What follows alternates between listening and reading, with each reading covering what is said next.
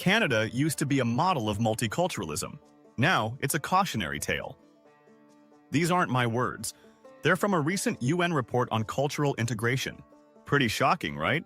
But what's even more shocking is the reason behind this dramatic shift. Today, we're diving deep into how Canada's immigration policies have transformed our nation from a melting pot of cultures to a bubbling cauldron of conflict. The Canada we used to know. Remember when Canada was the friendly neighbor up north? The place where everyone got along no matter where they came from? Yeah, those were the days. Picture this. Streets filled with the aromas of dishes from around the world, festivals celebrating every culture under the sun, and neighbors from different backgrounds chatting over backyard fences. That was the Canada we knew and loved. But fast forward to today, and it's a whole different story. Turn on the news, and you'll see footage of religious conflicts erupting on Canadian streets.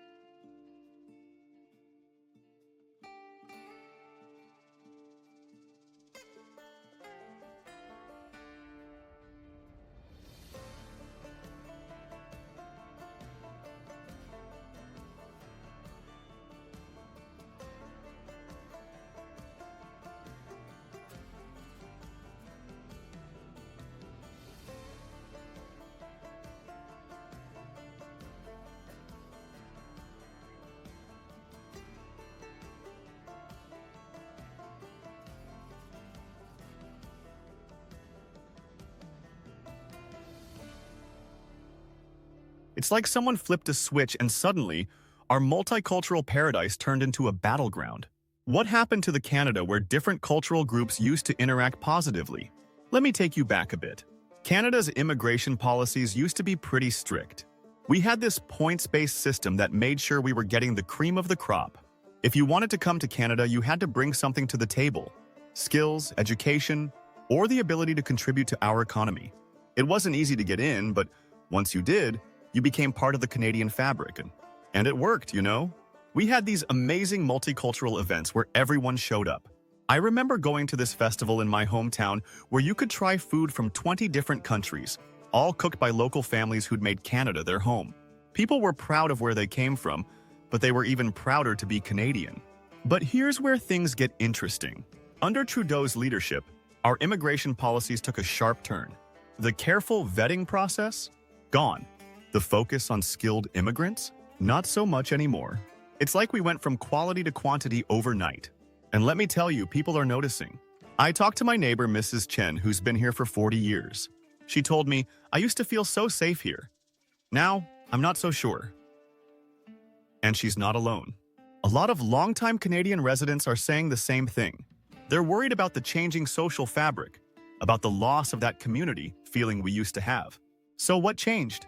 How did we go from being a model of multiculturalism to, well, whatever we are now? It all comes down to policy. Trudeau's government decided to open the floodgates without thinking about the consequences.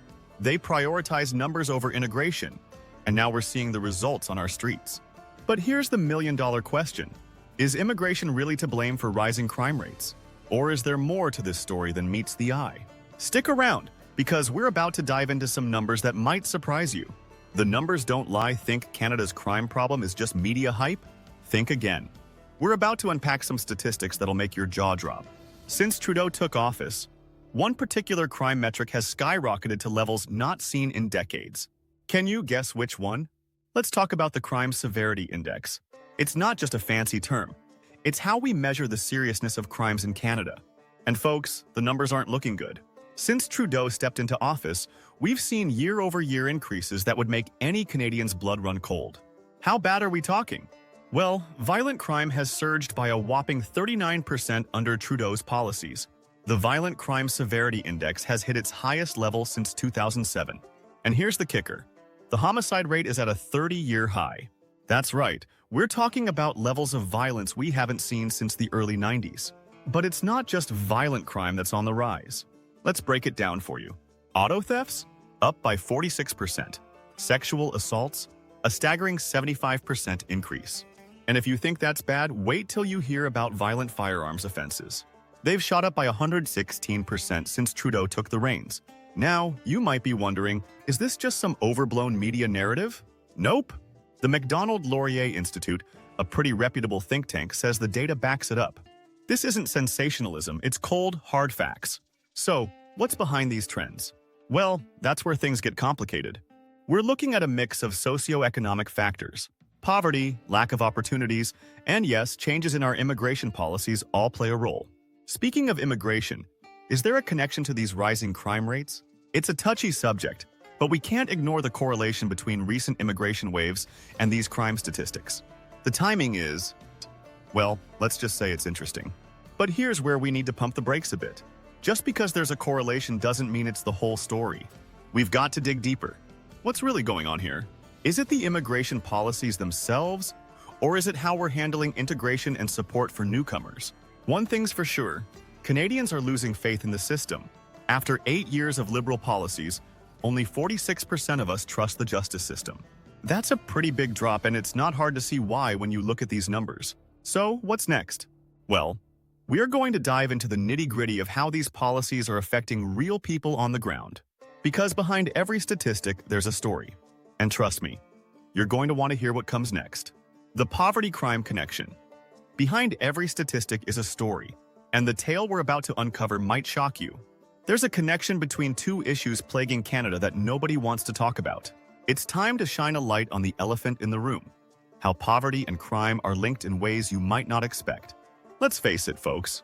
When we talk about crime, we often focus on the bad guys. But what if I told you that sometimes good people are pushed into bad situations?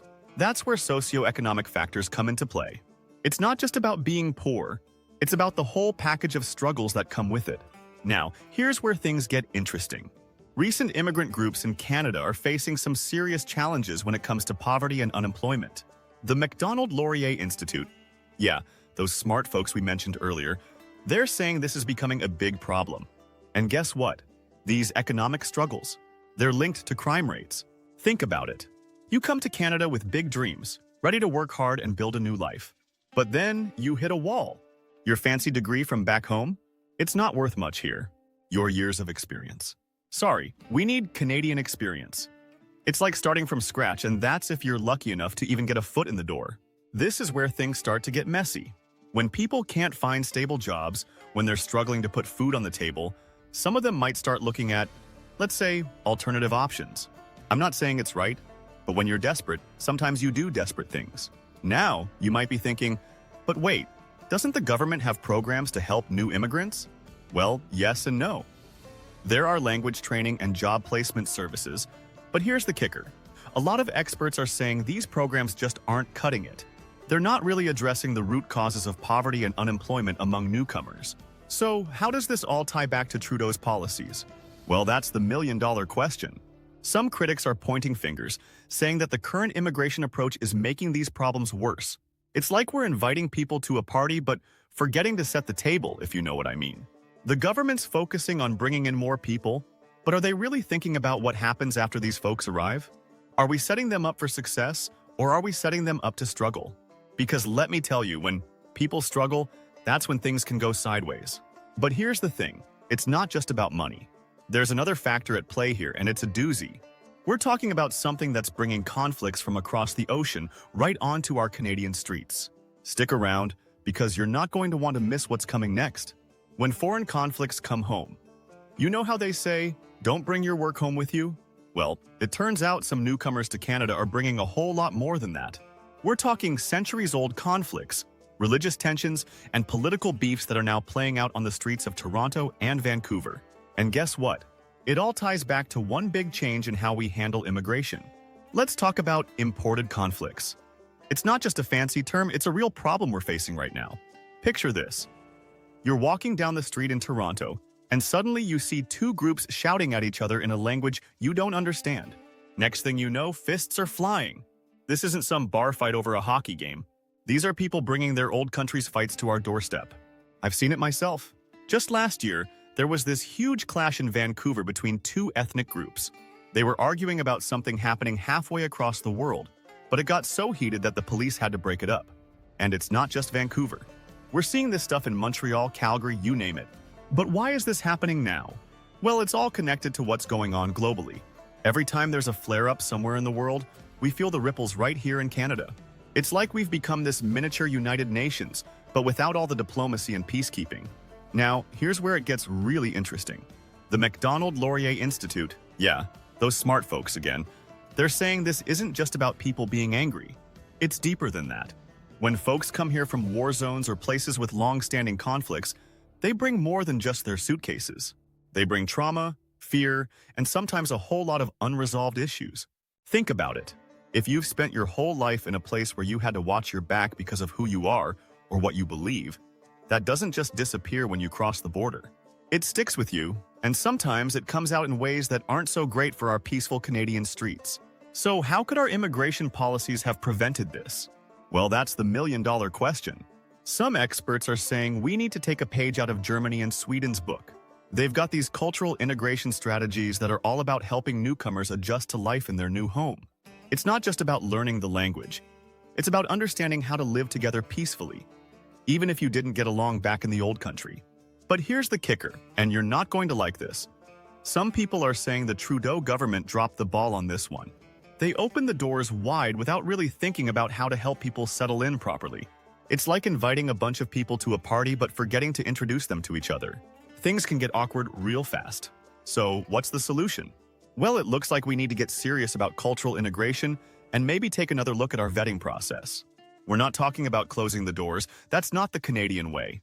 But maybe we need to be a bit smarter about how we welcome people and help them become part of our big Canadian family. Now, I know what you're thinking. This is a mess, right? So what can we do to fix it? Well, stick around, because we're about to dive into some ideas that might just turn this ship around. All right, folks, we've covered a lot of ground today, and it's time to wrap things up. We've seen how Trudeau's immigration policies have shaken up Canada's once peaceful streets. From rising crime rates to imported conflicts, it's clear we've got some serious issues on our hands. But here's the thing, it's not too late to turn this ship around. Experts are saying we need to take a hard look at our immigration and integration strategies. We're talking stricter vetting, better support for newcomers, and a real focus on cultural integration. It's not about closing our doors, but about making sure everyone who comes in can truly become part of Team Canada. So here's a question for you to chew on. Can Canada reclaim its spot as the world's multicultural success story? Or are we headed for more chaos and division? Let me know what you think in the comments. And hey, if you enjoyed this video, don't forget to like and subscribe. See you next time.